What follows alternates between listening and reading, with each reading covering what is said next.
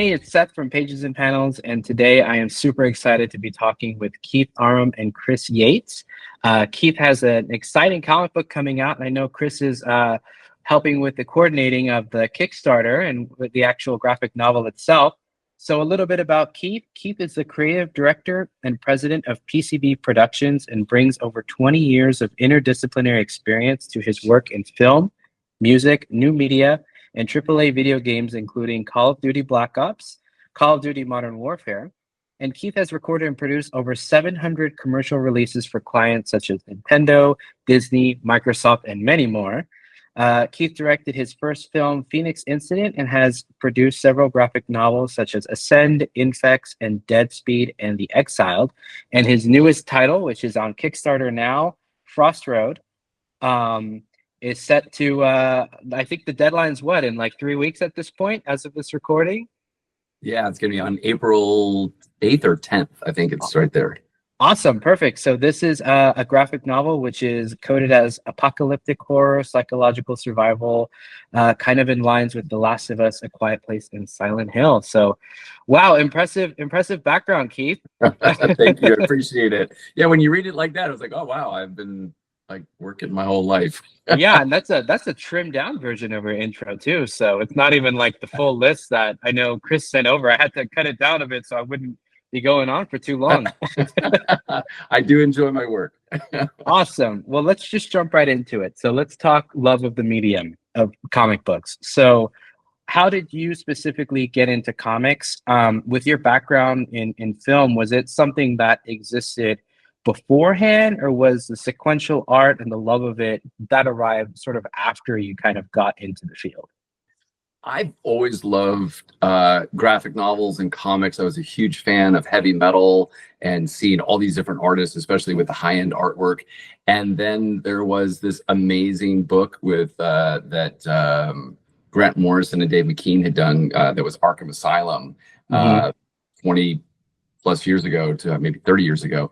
And I absolutely fell in love with that. I thought the writing was amazing. I thought the art style was exactly perfect for that Batman story. And I really fell in love with the medium by seeing it. And I still have an appreciation for all the line artwork, but I loved the painterly style. And that was something that really influenced me a lot.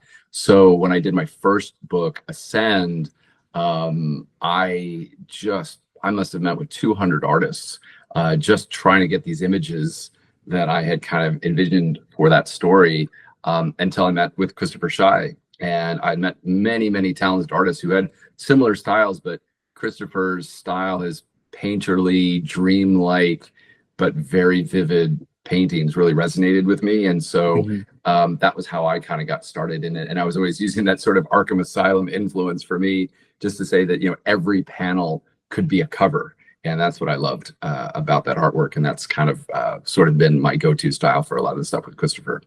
I definitely noted Arkham Asylum style. We'll have to get into that when we talk about the visuals of Frost Road, because I do see a little bit of influence in there. But let's specifically talk about Frost Road. What can you tell me about the comic? Why the significance of the title Frost Road? Like what are you most excited for readers to sort of get out of this story? So Frost was designed as a motion picture screenplay that I was collaborating with my friend Brandon Humphreys. And Brandon and I had envisioned this story about a signal or some kind of a wave that was sort of ravaging this small town. The name Frost Road actually comes from a street that Brandon grew up on, and he had kind of pitched that name out, and I thought it was phenomenal. It was creepy. It was perfect. I had worked on games like Silent Hill and other things, and it kind of resonated with that same thing, that same kind of like the same mystique of what the city is, and the town is really a character in our story, and the significance of where the town is and how it plays a role with the characters. So I always loved that idea, and working on Resident Evil and other stories like that, when you have a town that has a personality and sort of makes it as creepy as, you know, the story and the characters of what's going on, it plays a lot into my comic book and also my video game background. So that was where Frost Road kind of started, and here we are 10 years later after creating the screenplay, and now we finally have our book. So what is your sort of elevator pitch for the plot for people who hear about, okay, it's got this, Silent Hill vibe. It kind of connects to one of my later questions, but what's kind of should readers expect from like the story? I'll let Chris jump in because I'm talking all the time and I feel bad that I don't let Chris talk about everything as well. I'll jump in with him, but I'll let Chris talk a little bit too because Chris is fantastic with this as well. So we kind of say it's a zombie movie in reverse, so to speak, because zombies are so kind of everywhere, like The Walking Dead's kind of core of the market, The Last of Us. So with this book in particular, and kind of like rooted in real science, again, I don't want to spoil anything, but just how certain elements of sound and sensory and senses are played kind of affects this this town of Frost Road. And so that is how we kind of pitch it, as this kind of like zombie movie in reverse, because when you say zombie one, everyone's like, oh, Walking Dead, this, that, and the other. But that's kind of the very top level elevator pitch, because when you say it in reverse, everyone's like, wait a minute, how does a zombie undead itself? And then it actually kind of like lets everyone's thoughts kind of run wild. So that's the very quick and concise elevator pitch. But the fun part about the story is it actually at its core is not a zombie story at all. And that's why we always say it's like a zombie movie in reverse, because essentially what the story revolves around is a guy who ends up in the town of Frost Road, and he's injured from a car crash and he's trying to get help. But because of the car crash, he doesn't know who he is and can't remember any of the events leading up to the crash.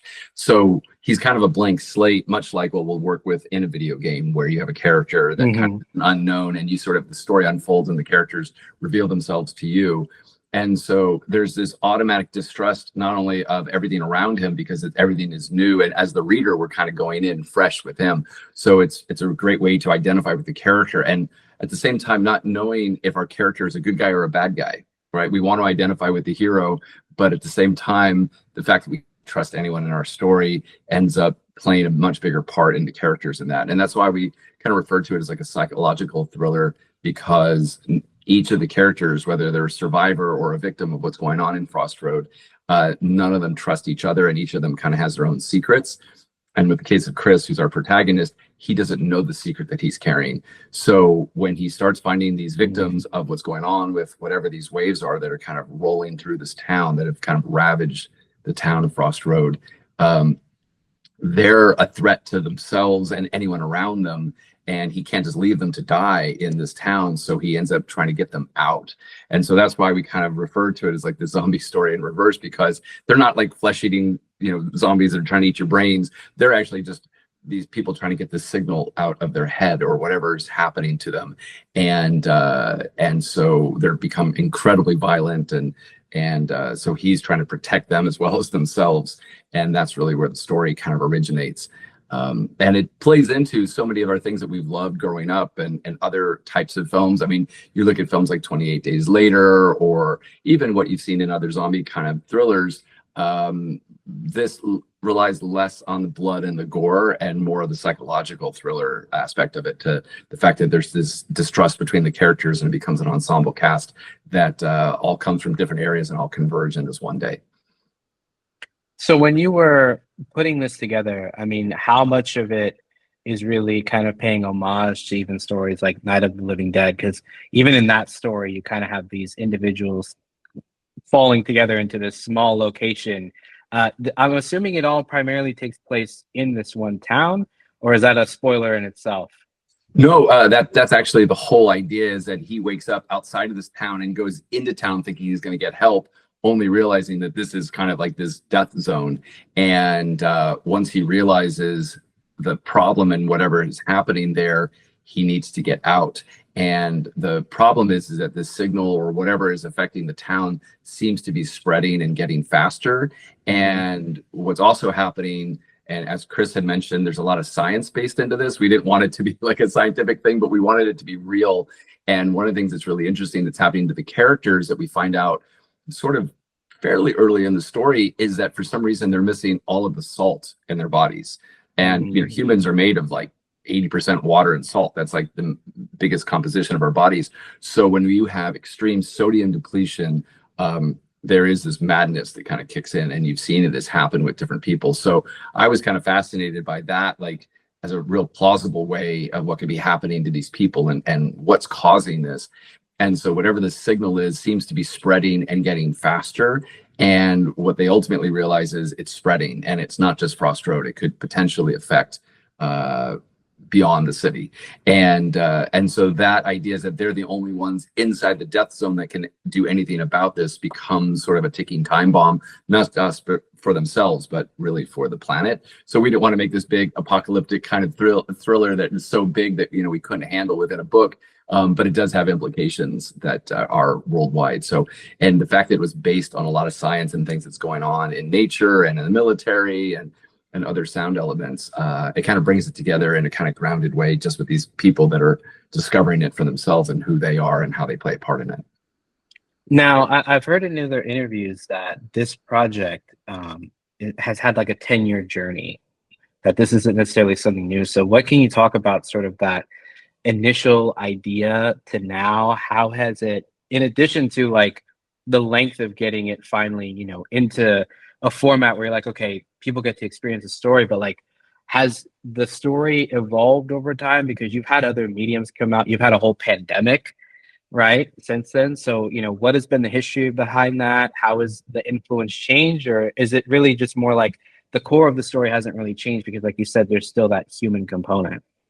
Yeah, the tough part for creators is that they had always kind of talked about script to screen is like 7 years. By the time you write a script and then you get it greenlit and then you make a movie, it can be like 7 years. And then things like Queen's Gambit and other things, you hear about these stories were like 15, 17 years to get a movie made or other things. So the problem for me was that almost 20 years ago, not quite, but almost 20 years ago, I wrote Ascend, and it was this thing that immediately had traction within not just the graphic novel community, but also in the film community. And because it's very much a Lord of the Rings, Matrix-esque, huge story, the film industry is ever changing, as we can see. And because of the pandemic and other things, theaters and streaming and everything has changed. So that film and that book, even though there was a lot of interest in making that motion picture, I wouldn't be in a position because of my career to direct it or write the project. And that wasn't really for ego reasons. It was just I was trying to grow as a writer and a director, and I was already working on Call of Duty and a lot of other larger video games for the performances. And so I wanted to work with a lot of the actors I knew. I was being mentored by a lot of larger directors. And so the advice was to maybe create something a little bit smaller that was tangible, that they would allow me to direct. And so after Infex and Dead Speed and some of these other books that I was doing, they were still too big. Great stories, and they're kind of timeless stories in the sense that they weren't tied to any time era. The psychological side or the writing side or the art style wasn't really dated. So the stories would just sort of sit there, and Hollywood would kind of do its thing. And so I finally was getting so frustrated that between the economy and other things that I wrote Frost as a way to say, hey, here's a contained thriller. It's a really great story. It takes place in one day. It takes place in one town. It's something that I can shoot on a budget. And as I was boarding the story and sort of working out what the shots were going to be for the film, I absolutely loved all the work I had done with Christopher on a lot of our books. So I was taking a lot of these boards and using them as sort of conceptual art with Christopher to kind of paint up a lot of the images to kind of show what the movie was going to be like. And that tone and mood really resonated with a lot of people, and instantly was getting film offers on Frost, which was great. And so as things were, we were saying like, okay, let's move on Frost Road because this has a better chance of getting made than Ascend or anything else right now, not until my career gets a little bit bigger and farther along. And unfortunately at our studios, we were wiped out by a fire about 10, 15 years ago. And that was right when we were working on this. And I was also working on my video games and other things. And I kind of had to put my graphic novel and my film career on hold to rebuild our studios, rebuild our home, and also just work on a lot of the larger games I was doing. I was in the middle of Modern Warfare 2, and they actually paused all of the recordings on the game just so I could rebuild my studios and continue work on that. So I was really appreciative to the guys at Activision and Infinity Ward for allowing us to do that, because it's so tragic to lose all of your work and everything that's there. And even though things like these are ideas and things that are kind of timeless, if you can avoid having a fire, I highly recommend it, because it is just the most invasive, terrible thing that you can do to your career, is just kind of have to go through that. And I feel so bad for the guys in Los Angeles, everyone who was devastated by the wildfires, because there's so many people, like my friend Vernon Wells, who was in, the Road Warrior, and all of his costumes and other things were just lost. And so when you're a creator and something like that happens, it just stops everything. And so that's what happened with Frost. It just kind of sat there and rebuilt the studios, got back on path, had a lot of film interest still. And I ended up making another film called Phoenix Incident that was only a couple $1 million. And I brought in a lot of my friends that I was working with on video games, like Yuri Lowenthal and Troy Baker and Liam O'Brien and Travis Willingham. All these guys have now gone on, and their video game careers are fantastic and doing really, really well. And for me, I got my studios back. I was able to continue work. And finally, during the pandemic, and when that stopped everything, I was like, you know what? This is the time to get the book finished. And regardless of where we go with the film, the book and the story are really timeless and really actually even more relevant now than ever. And it was a good time to finish it. And so Christopher and I went through, and we were able to get the finished book this year. And that's why with the Kickstarter, we're not raising money to finish the book. We're actually raising money to print the book and get it out to the fans now. That's awesome. So I know that actually segues right to my next question. So there's a likeness in this book who a lot of people know, Yuri Lowenthal, which is very exciting. People who hear this are going to probably recognize that name from Spider-Man, Naruto. Definitely something that a lot of us know Yuri's voice. So one question I had is, how was it sort of connecting Yuri to the graphic novel? Because ironically, you kind of took his voice away. So, putting him in this graphic novel, I imagine there's still some acting elements to lending his likeness. But like, in your opinion, and this isn't a diss at Yuri, I love him, but why Yuri for this story? What is it about Yuri that you felt like made Yuri the pivotal person to be part of Frost Road? A lot of factors all came together. I think from a technical standpoint, when you are working on painted images as opposed to line artwork, your model reference tends to need to have a lot more material to work with, because to keep it photorealistic, using photographs or using live models is super, super helpful. And what we experienced on Ascend was that I loved what we did with the book, and I'm super proud of the book. And one of the things walking away from that was that we wanted the characters to have even a more distinctive sort of definition between the characters. Because when it is painterly, sometimes it does get lost and people get a little confused of what the characters were. So what Christopher and I had talked about was taking some models and shooting them in dramatic poses and lighting them pretty aggressively. So that way Christopher would have those models. He would still paint everything by hand, but his style is so photorealistic, and he would use those elements that would keep the characters a little bit more consistent and identifiable, at least for our main characters. And Yuri and I are like blood brothers. We have the same birthday. He's the godfather to my children. We've worked together on projects for many, many years and just been very close friends, and done everything from going out and playing paintball and parties together to, shooting movies and other things. And Yuri's just a phenomenal actor, more than anything. He had started doing film and television and plays in New York. And so when I met him, even though he was transitioning into doing voice acting, just an amazing actor. And so what was kind of great was I get to, play with my friends and be like, hey, let's go out, let's dress up, and let's go ahead and imagine these different environments. And we would light them, and we would do some on location and some in the studio at PCB. And rather than just doing still photos, what we did was we actually shot it like a little film. Like I would take the boards. I already had a lot of the boards for the movie because I was already writing and boarding that with Trevor Goring. And Trevor's boards are phenomenal because he's got a great sense of composition and worked on X-Men and Watchmen and a lot of other motion pictures. So he was kind of helping me as a director learn about framing and storyboarding and what my shot list was going to be. And then I could go out on location and literally just take a DSLR or whatever kind of camera we wanted, but shoot small videos. And I would literally have Yuri run or pose or do whatever the action was. And we did this both on dead speed and on Frost, where we had these really dramatic poses, and then I would freeze an element there as long as it wasn't blurry. Sometimes we actually did. Sometimes you get this really cool motion blur that was also part of some of the artwork, and you'll see that in some of the things where there's these action dynamic shots, and that's because it really is real.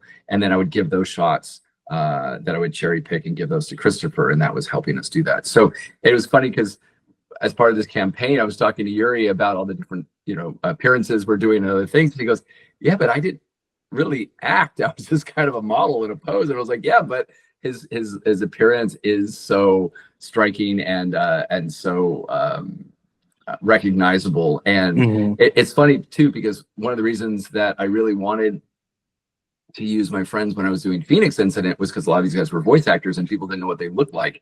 Now everyone knows what Troy Baker looks like. Everyone knows what Yuri looks like. And so these are voice actors that were behind the microphone, and now they're very, very recognizable and doing all the conventions and shows. So it's kind of nice that that has gone along with this book coming out now, because Yuri is so identifiable. And even though he's Spider-Man and Helldivers and all these great games, he's still Uncle Yuri to my kids. And it's just awesome to be able to do a project, to have him in it. I love that. So now that you've, gotten to this point where the graphic novel, like you said, is done, it's really just about getting it printed. Let's talk visual style. I looked at some of the preview art, and you said painterly. Is that essentially the stylistic wording for it, or how you describe it? Yeah, it's got this sort of like industrial Silent Hill. Actually, what it reminded me of was either like those Mad Max cutscenes from the first video game, or like the book art that you used to get in video games. They don't give you book art anymore. Right. But like, where they give you like this really detailed, beautifully illustrated manual. I kind of got that vibe. And Arkham Asylum is also it. Why that style? What about it resonates with you? It's very visceral, so I definitely see how it fits the tone, but like, why that style for this specific story? I think that painterly, it's almost like you see like that in like kind of we reference like conceptual art and a lot of projects where you're seeing like these painters who will establish the scene. And you'll do this a lot in films and video games where we just want to establish the tone and the mood and the look of the world. And so usually that's done through painting, and you'll see that on early stuff for Star Wars or Blade Runner or Alien or any of these iconic classic sci-fi or thriller or large scale films, where when you paint them through conceptual artwork, it really does set the tone and almost makes it seem not necessarily just photoreal, but you can see how cinematic it is. And I think that cinematic tone is like the most important for me. And usually you'll see that on the cover of a book, or you'll see that in some of the promotional or the conceptual artwork. But I was so blown away, as I was mentioning earlier, about what like Dave McKean was doing on Arkham Asylum, because every single panel was painted that way. And what it did is it gives this depth to the environment and the world. And it's not just from a qualitative side or enhancing the quality of just what the artwork is, but it adds this mood and this depth. And because Frost Road is a character in our story, I think this painterly style adds to that, because there's soot in the air, there's snow, there's frost on the ground, there's depth that's there. And then by adding in sort of the photorealism of the buildings or the facilities or the characters that's there, you can see how they're seated there. It doesn't feel like they're juxtaposed or on top of it. They actually feel like they're actually blended into those environments. But the depth is there. And so I think as a result, the book feels very cinematic. It feels like you're reading a movie. And that's how it was intended. But I've always shied away from adaptations. I've worked on so many video games that have been adapted from a motion picture. And I always feel that does kind of a disservice to the franchise by not having necessarily the original actors or the original director or art departments or other people participating in both mediums, because I think that we have a lot to share between video games and film and television. So anytime it's a derivative of something like that, it's an interpretation. And sometimes it's good and sometimes it's not as strong. And so for my own work, if this was something that had been written as a film, I didn't want it just to be a derivative if I was going to do a graphic novel. So it's very true to the original vision. If anything, we're using the graphic novel to really inspire the motion picture. And that's why I think that painterly style really resonates very well, because now people can really say, oh, I can see what the movie is going to look like. That's awesome. So I have a few more questions, but the next question, Chris, is actually directed at you. So if you don't mind talking about the Kickstarter. So for anyone hearing this, when they read the write-up later on, what does the Kickstarter entail? Obviously, you all have some big plans with it, with different collaborations. What are y'all most excited about with that? Yeah, so as Keith said, we're basically crowdfunding for basically to print and fulfill so that the book is done. So that is like the main thing. We wanted to do something a little bit different for people who may expect usually a 6 month, a year kind of turnaround. We're going to try and get this out for San Diego Comic-Con or August at the very latest. Oh, awesome. So we're trying to do something a little different because, as we said, the book's done. So let's just we're going to printing now and trying to make sure that we believe it's going to fulfill. And so with that in mind, some of the stretch goals and some of the tiers we offer are a little bit different, because since the book is done, we couldn't really expand it in certain ways. Like we couldn't add bonus content or more story, because Keith and Christopher had the story pretty much locked in. So we were thinking, with all of Keith's knowledge and kind of the amazing cast he has together, what could we offer something that's unique? Well, instead of, shipping is a huge thing as well, like tariffs and just, it could cost you $100 or more to go from LA to Australia. And we're just, okay, how do we try and make something that is viable and respectful and kind of professional? And so it's like, hey, let's add digital tiers. Let's give Q&As. Let's give master classes. Let's give one-on-one portfolio or mentorship for people who are trying to either break in as a graphic novelist, a comic book writer, a voice actor, someone who wants to go into the gaming, because it's so hard to do it just for ourselves, let alone for new creators. So it's like, hey, why don't we try and just from the get-go tell people, hey, we're here to help. We're here to give back. We want to make sure that we've gotten this far, and we just want to make sure that we bring everyone around us. And so that is a way to basically be mindful of tariffs and shipping, but also not dilute the book and overpromise, because we're like, oh, our book blew up to this, so now we're going to do this and this. Like, hey, we have a plan. We're the first one, and hopefully a long list of other Kickstarters to come, and to try and get people familiar with the PCB name and just be like, hey, I can trust them. And one of the ways we're doing is through partnerships. And one of our partnerships is with James and Chelsea from Dead Meat. And we are looking to fund $20,000. We just hit over the halfway mark, I believe. So we're trending well. And basically what we're going to do with them is that we're going to expand Frostroad into an audio narrative world. And so basically, if we're able to fund, we'll write with them an episode that kind of fits within that Frostroad world, but is done through a complete immersive audio experience. And then if we're able to fund more goals and more levels, we'll hopefully see how far we can take it in terms of, adapting this into different mediums. That's awesome. And I think that's part of the biggest challenge that we have as creators, is that people obviously know established authors who already have a big track record, or celebrities that have been out there. I was part of the Exiled, which came out last year, and that was with Wesley Snipes and my other producing partner, Adam Lawson. And Adam and I had created the story together, and then partnered up with Wesley Snipes and did a Kickstarter. And because of Wes's history with Blade and his film career, and his love of graphic novels, that was a really great push for us, because obviously now the fans see the celebrity tie-in with that.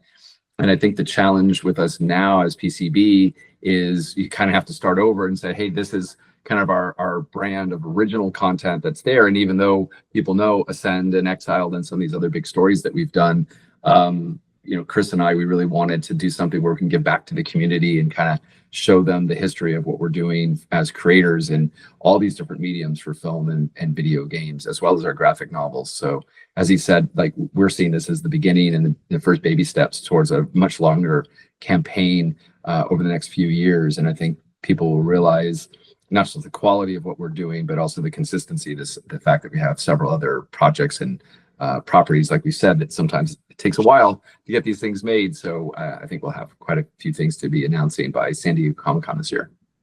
Very cool. So last question, Keith, this one's for you. So obviously the Kickstarter, like Chris mentioned, is over the halfway point as of this recording. There's still, I think, 23 days to go. So, you know, we're all looking forward to it. So when this comic finally gets into readers' hands, I saw in an interview that you have a background in music. Specifically, you opened for Nine Inch Nails at one point. What's your soundtrack for this comic? When people finally get in their hands, what do you think people should have in the background? You know, it's funny because we do like social media posts along the way. You know, we'll take little clips of the book, and all the artwork that we have been releasing are actually panels from the book. So those aren't special promotional images; those are literally images from the book. So as we post these, I'm always looking for music and sound inspiration of stuff that we can publish that's legal, that's there. You know, if we're on Instagram or somewhere, we're going to add a music soundtrack.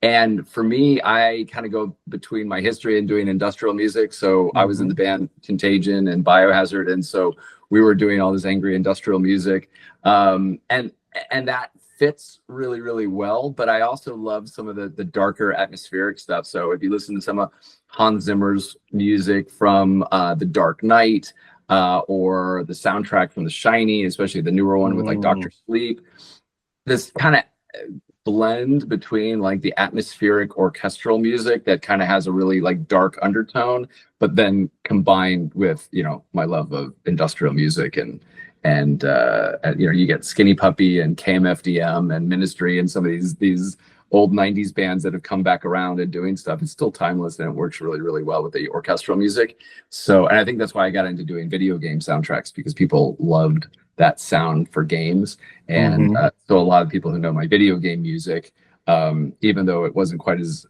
aggressive and angry as my stuff in Contagion, it definitely had a lot of that elements, and it works for games, and hopefully it works great for graphic novels as well. And hopefully for our audio drama, we'll be able to bring that in.